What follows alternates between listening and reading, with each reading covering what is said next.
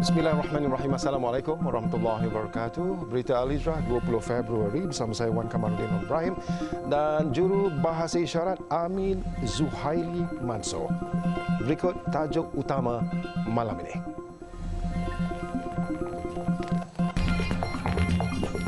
Budak sekolah kerja sambilan seludup ketum ke negara jiran.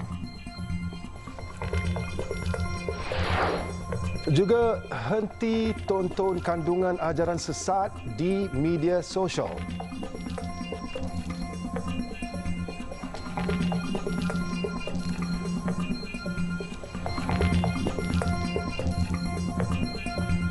Seorang remaja ditahan ketika cuba menyeludup daun ketum ke Thailand dengan memandu sendiri kenderaan pick-up. Cubaan pertama remaja lelaki 16 tahun itu gagal selepas Jabatan Kastam Diraja Malaysia JKDM Perlis berjaya menahannya di Kompleks Immigration Kastam Keselamatan dan Kuarantin ICQS Wang Kelian Khamis lalu. Pengarah Kastam Negeri Perlis, Ismail Hashim berkata, kejadian berlaku jam 11 pagi apabila sepasukan anggota JKDM ternampak kenderaan pick-up dengan nombor pendaftaran Thailand itu cuba melalui laluan keluar kompleks dan menuju ke negara jiran. Yang dipandu oleh seorang lelaki berbangsa Melayu, warga negara Malaysia berumur 16 tahun yang masih bersekolah. Jadi part time lah, cuci sekolah. Hasil pemeriksaan, mendapati terdapat beberapa bungkusan berisi daun ketum disembunyikan di bonet hadapan, ruang tersembunyi belakang kenderaan dan di dalam kenderaan dengan keseluruhan berat sebanyak 230 kg yang dianggarkan bernilai RM2,300. Katanya siasatan awal mendapati suspek mendakwa menerima upah daripada sindiket penyeludupan sekitar RM10 untuk membawa bekalan daun ketum dipercayai dari Nakar Kedah dan Wang Kelian ke Wang Pracan, Thailand. Menurut perancangan, apabila berjaya melepasi sempadan, anggota sindiket lain yang menunggu akan memindahkan daun ketum itu ke kenderaan lain. Beliau berkata, suspek ditahan sebelum dibebaskan dengan jaminan JKDM RM10,000. Kes disiasat mengikut Seksyen 30 dalam kurungan 3 Akta Racun 1952 yang boleh didenda tidak lebih RM100,000 atau penjara tidak lebih 5 tahun atau kedua-duanya sekali. Seorang pekerja pasaraya warga Bangladesh maut apabila dirempuh kereta ketika menunggang basikal. Kejadian berlaku berdekatan persimpangan lampu isyarat dekat Jambatan Sultan Mahmud di Kuala Terengganu semalam. Mangsa Mustafa Mullah, 39, meninggal dunia di tempat kejadian akibat kecederaan parah di anggota badan dan kepala. Dalam kejadian kira-kira jam 8.35 malam itu, mangsa yang berbasikal dipercayai ingin menyeberang jalan. Namun, secara tiba-tiba, kereta yang dipandu lelaki berusia 57 tahun yang dalam perjalanan ke masjid untuk solat isyak tidak sempat memberhentikan keretanya lalu melanggar mangsa. Akibat rempuhan, mangsa tercampak ke tengah jalan dan meninggal dunia di lokasi kejadian. Mayat mangsa dibawa ke Hospital Sultanah Nur Zahirah, Kuala Terengganu untuk tindakan lanjut. Seorang buruh dijatuhi hukuman 10 tahun penjara kerana menyebabkan kematian tanpa niat terhadap rakannya dan hukuman itu diputuskan Hakim Mahkamah Session Kuala Terengganu selepas tertuduh Muhammad Alias Mokhtar 40 mengaku bersalah atas pertuduhan tersebut. Tertuduh didakwa menyebabkan kematian mangsa yang berusia 45 tahun pada 19 November tahun lalu di sebuah rumah di Kampung Gelugur, Kedai sekitar jam 8.30 malam. Bagi kesalahan itu, tertuduh didakwa mengikut Seksyen 304 dalam kurungan A Kanun Keseksaan. Mahkamah memerintahkan hukuman penjara terhadap tertuduh bermula tarikh ditangkap iaitu 21 November 2023. Dalam kejadian 19 November itu, tertuduh didakwa menyebabkan kematian ke atas kenalannya dengan mencederakan mangsa menggunakan tukul, topi keledar dan pisau sehingga mendatangkan 37 kesan luka. Mangsa ditemui meninggal dunia keesokan hari sebelum tertuduh ditangkap polis di Marang pada 21 November.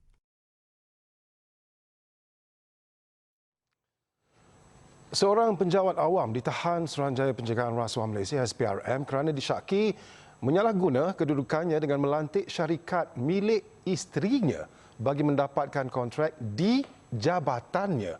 Dan suspek berusia 49 tahun dikatakan melantik 4 syarikat milik isterinya yang mendapat kerja-kerja pembekalan dan perkhidmatan yang berjumlah lebih RM500,000.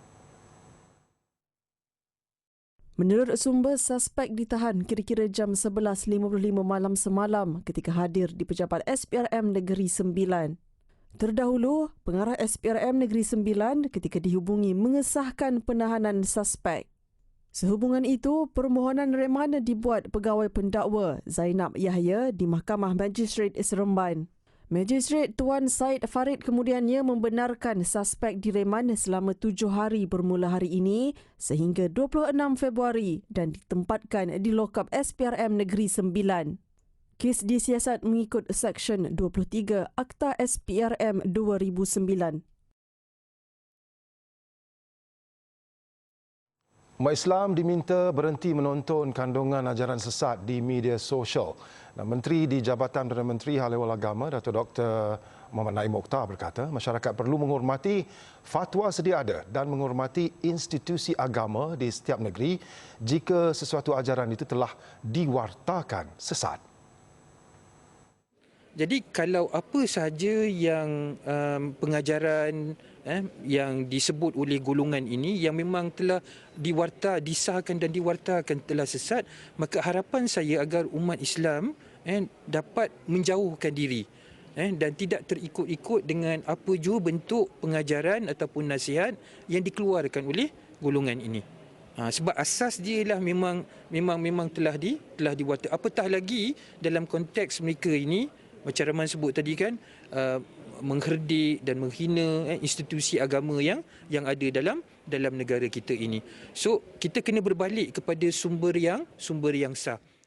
Beliau berkata demikian selepas merasmikan seminar Ambang Ramadan peringkat Wilayah Persekutuan tahun 2024 dan pelancaran Blueprint Global Unity dan aplikasi Dakwanity di Putrajaya siang tadi. Baru-baru ini, ajaran yang telah diwartakan sesat bergiat aktif dengan melakukan siaran langsung di media sosial dan mendapat ribuan tontonan. Dalam majlis sama, Dato' Dr. Naim mencadangkan pengerusi-pengerusi masjid dan surau di bawah Jabatan Agama Islam Wilayah Persekutuan Jawi agar lebih kreatif dalam melakukan kepelbagaian program sempena Ramadan. Jelasnya program yang dirancang selain iftar, jama'i dan sahur itu bertujuan menarik minat umat Islam untuk bersama-sama mengimarahkan masjid dan surau. Menelusuri lorong gelap ibu kota, golongan gelandangan antara yang menjadi perhatian Majlis Agama Islam Persekutuan MAWIP, Menteri di Jabatan Perdana Menteri Hal Ehwal Agama, Dato' Dr. Muhammad Naim Mokhtar bersama Pertubuhan Jejak Jalanan turun padang bagi menyantuni golongan berkenaan semalam. Dato' Dr. Muhammad Naim menziarahi pusat transit gelandangan jejak jalanan di Lorong Haji Taib. Lawatan itu bagi melihat inisiatif yang dilaksanakan NGO Pertubuhan Jejak Jalanan yang mewujudkan premis berkenaan sebagai rumah sementara kepada golongan gelandangan. Beliau berkata selain sewaan bangunan, isu pendidikan turut akan diambil perhatian oleh MAWIP. Nanti yang sewaan bangunan tu dalam 2,000 tu, iaitu nanti mungkin MAWIP akan lihat dan insya-Allah akan cuba bantu. Dan selepas daripada itu, biasanya macam saya sebut tadi, tempat tu akan jadi tempat diorang ni belajar, mendapatkan pendidikan. Nanti mungkin buku-buku sebagai contoh untuk bayaran buku dan guru yang mengajar. Setakat ni guru-guru yang mengajar saya difahamkan ada dalam 4 orang. Mereka ni buat secara sukarela saja. Dan yang itu pun nanti insya-Allah MAWIP akan tengok bagaimana MAWIP boleh berikan sumbangan supaya.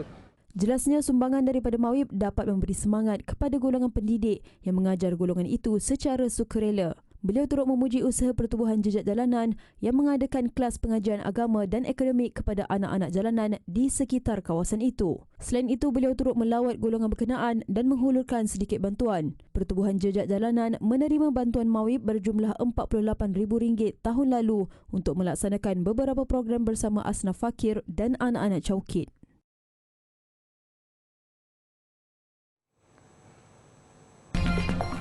Malaysia ke Mahkamah Keadilan Antarabangsa memperjuangkan Palestin.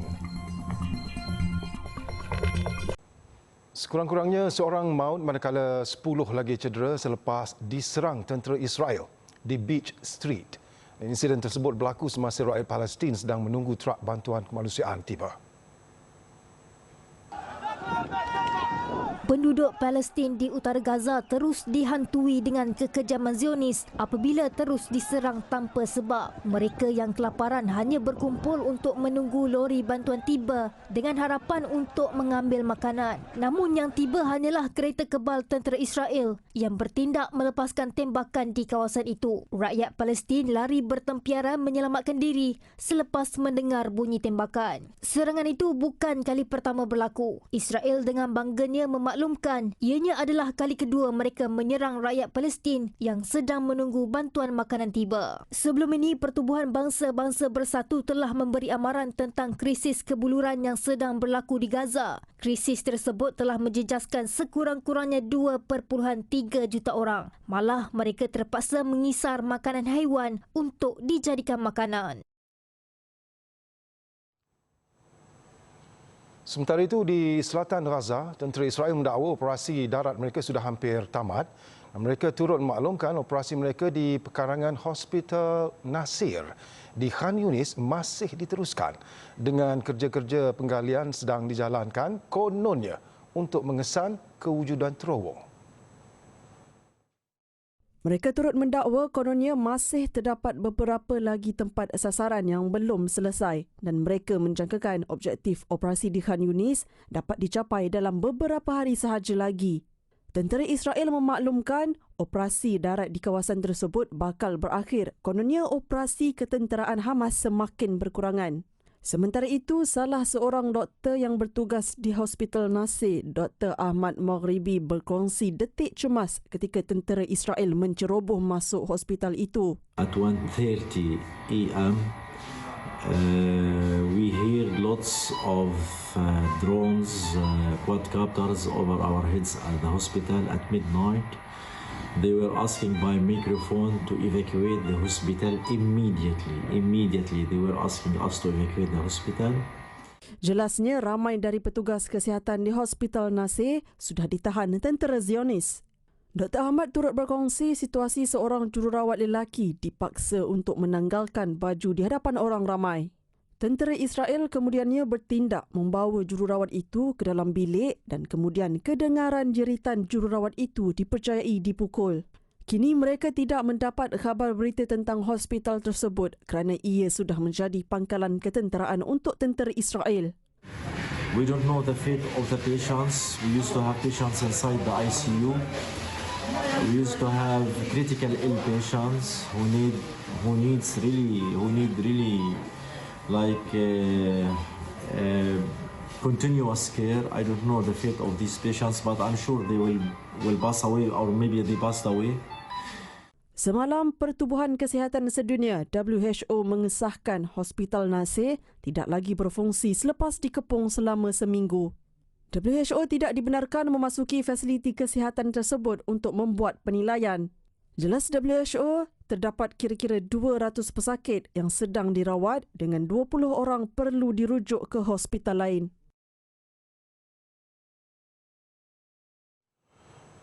Dan Israel meneruskan serangan mereka dengan menyasarkan kawasan baru iaitu di kawasan kejiranan Zaitun dan Shujaiya yang terletak di timur Gaza. Dan Israel sekali lagi menggunakan alasan menjumpai pengkalan operasi pejuang Hamas di kawasan itu demi menghalalkan serangan jahat mereka. Pada jam 8 pagi waktu tempatan hari ini dilaporkan berlaku serangan dan juga tembakan tanpa henti sejak semalam. Serangan itu turut dikongsi rakyat Palestin di media sosial yang menunjukkan beberapa bangunan dibom dan bunyi tembakan berterusan. Malah penduduk di kawasan itu diarahkan untuk meninggalkan kawasan berkenaan menerusi Jalan Salahuddin ke kawasan selamat Al-Mawasi di barat Khan Yunis. Pengeboman tersebut menyasarkan bangunan residensi dan difahamkan terdapat mayat bergelimpangan di jalanan. Dan Israel maklumkan operasi di dua kawasan tersebut akan berlangsung selama beberapa hari kononnya bagi menghapuskan baki pejuang Hamas. Malaysia sekali lagi terlibat secara langsung dalam memperjuangkan hak rakyat Palestin melalui jalan perundangan. Menteri Luar Datuk Seri Muhammad Hassan berkata beliau akan mengetuai negara ke sesi pendengaran awam di The Hague bermula semalam sehingga 26 Februari. Melalui kenyataan akhbarnya, beliau berkata sesi itu bertujuan mendapatkan pendapat nasihat Mahkamah Keadilan Antarabangsa ICJ berkaitan kesan perundangan daripada dasar dan amalan Israel di tanah Palestin. Beliau diiringi pegawai-pegawai daripada kementerian dan jabatan peguam negara dan akan menyampaikan kenyataan lisan pada tengah malam 23 Februari waktu Malaysia. Malaysia menyertai prosedur itu bagi membantu ICJ meneliti persoalan-persoalan perundangan yang telah dikemukakan Perhimpunan Agung PBB. Tambahnya, sebelum sesi pendengaran awam ini, Malaysia telah mengemukakan kenyataan bertulis pada 25 Julai tahun lalu berkaitan dasar dan tindakan Israel yang mencabul hak rakyat Palestin. Pada 2004, Malaysia telah menyertai permohonan sama mengenai kesan perundangan pembinaan tembok pemisah di tebing barat. Dan Israel terus dimalukan dunia. Kali ini Presiden Brazil Luiz Inácio Lula da Silva mengusir duta Israel dan telah memanggil kembali duta besarnya ke Israel susulan berlaku ketegangan antara dua negara itu. Ketegangan semakin memuncak setelah presidennya menyamakan perbuatan Israel ke atas penduduk Palestin sama seperti peristiwa Holocaust. Kenyataan itu dikeluarkan semasa sidang kemuncak Kesatuan Afrika ke-37 Ahad lepas. O que está acontecendo na faixa de Gaza com o povo palestino não existe nenhum outro momento histórico. Aliás, existiu quando Hitler resolveu matar os judeus. Luiz turut menegaskan tindakan Israel itu adalah genosid terang-terangan kerana mereka membunuh kanak-kanak dan wanita, bukannya tentera.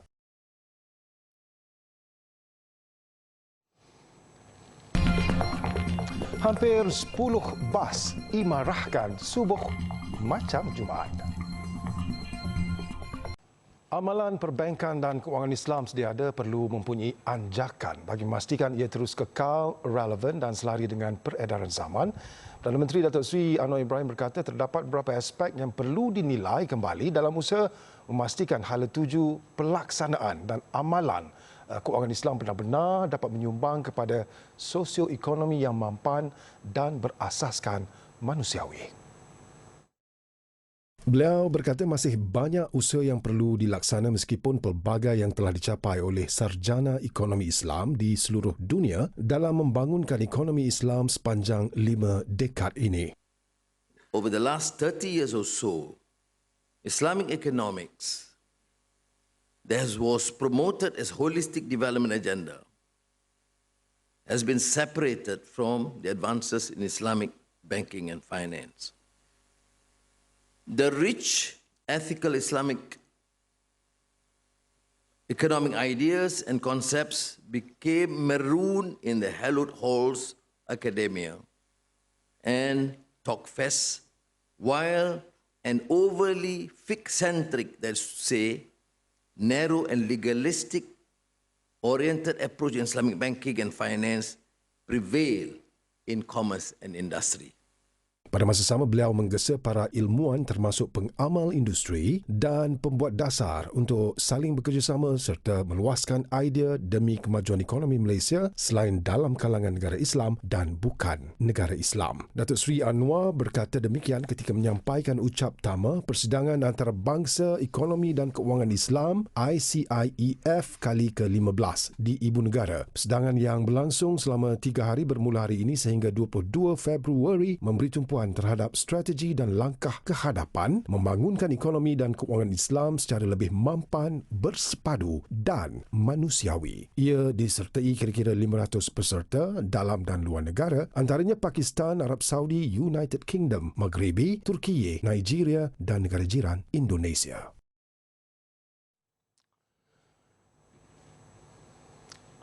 Saudi Media Forum 3 2024 menghimpunkan hampir 500 pengamal media dari pelbagai latar belakang dan negara Perhimpunan media terbesar di Timur Tengah itu kali ini menekankan komitmen dalam mempromosi pembangunan media dan galakan idea kreatif bagi meneroka inovasi media kontemporari dalam cabaran teknologi menjelang 2030. Jadi wartawan Khadizah Faisal yang berkesempatan menyertai program yang diadakan di Riyadh, Arab Saudi, ada laporannya.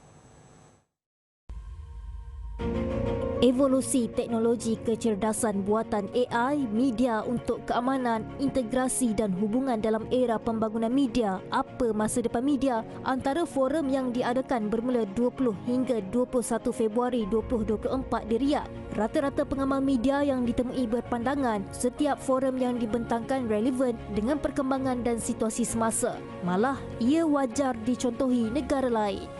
This kind of forum supposed to arrange not only in Saudi Arabia, it has to be arranged especially in Asia, in Southeast Asia and in Europe, because each and every continent has different contexts. But so far we can share because this media, this forum, they invited not only specifically from Middle East, but they invited around the world. So once the guest speaker and the speaker invited, then we will see we can have the exchange of the idea. And so far this year, it is mainly for the future. Because I think that our media and our system of communication and information and entertainment and politics with it are really reshaping through AI. And I think this has been the message also of the minister starting the conference. The quality of information in the media is really important, and that's why people tend to go to news brands that they know and trust. So for our organisation, for Al Arabiya, we're very highly trusted here in the region. But people should use the news brands that they know and trust, because so much information on social media in particular can be false and fake. And I think it's quite hard, particularly for young people, for Arabic audiences, for example, to know what to trust and what to disbelieve when so many people have an interest in spreading fake news and disinformation about whatever event it might be.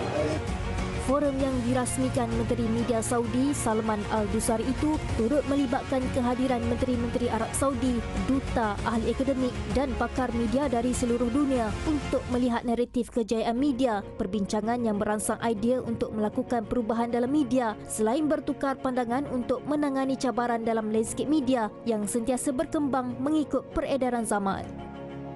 Bukan sahaja memberi ruang yang dinamik kepada pengamal media tempatan dan juga antarabangsa dalam menyuarakan dan menerima pandangan serta pengalaman, tetapi juga menonjolkan betapa pentingnya peranan media ini untuk memberi maklumat yang tepat dan benar kepada mata dan telinga penduduk dunia. Dia sekaligus memberi pengiktirafan yang tinggi kepada entiti ini secara global. Laporan Khadizah Faisal bersama juru kamera Nur Nazirul Hafiz Japridin, Riyadh untuk Berita Al-Hijrah.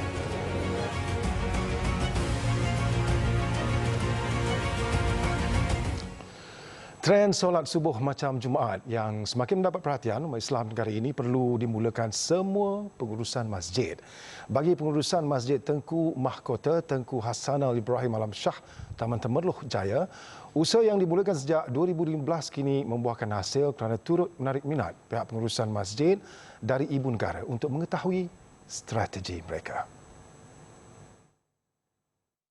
Hujung minggu lalu, hampir 10 buah bas membawa jemaah dan pengurusan masjid dari ibu negara menziarahi Masjid Temerloh Jaya untuk solat berjemaah waktu subuh. Rata-rata jemaah yang hadir kagum dengan pengimarahan dan kemeriahan masjid itu sehingga jemaah melimpah sehingga kawasan luar ruang solat.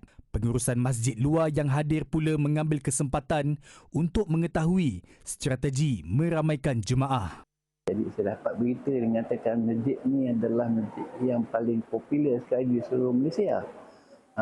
Mana waktu subuhnya macam waktu Jumaat. Jadi saya datang kemari daripada Masjid Bilal Gombah. Jadi Masjid Bilal Gombah buat rombongan ke sini. Jadi saya ikut serta sini nak tengok betul tak betul. Tapi alhamdulillah memang betul di sini. Nak tahu macam mana dia boleh meramaikan jemaah subuh seperti Jumaat. Jadi kita nak dapatkan ilmu tu daripada Masjid Temerloh Jaya. Kita bawa sebanyak boleh remaja daripada sana. untuk melihat juga suasana solat subuh di sini sebanyak 3 bas. Anggaran 120 orang, alhamdulillah. Setiausaha Masjid Temerloh Jaya Zulkarnain Hashim berkata, teras utama masjid ialah meramaikan jemaah solat fardu dan strategi pengimarahan telah diusahakan sejak 2015 lagi. Rahsia kami ialah kita fokus kepada solat Maghrib Isyak selama 2 tahun. Jadi apabila kita berjaya menarik orang ramai untuk 2 solat utama, 2 solat Maghrib Isyak ini, kemudian 2 tahun berikutnya kita menggerakkan kepada solat subuh yang menggerakkan yang kita mengadakan program secara rasmi, dan di situ jemaah dah semakin ramai dan semakin menyokong program-program masjid. Alhamdulillah, kaedah atau keadaan itu berkekalan sehingga hari ini. Selain itu, beliau turut memuji golongan selebriti yang mempromosikan usaha solat subuh macam Jumaat. Dalam masa yang sama, menggalakkan lebih banyak pihak tampil melakukan perkara yang sama.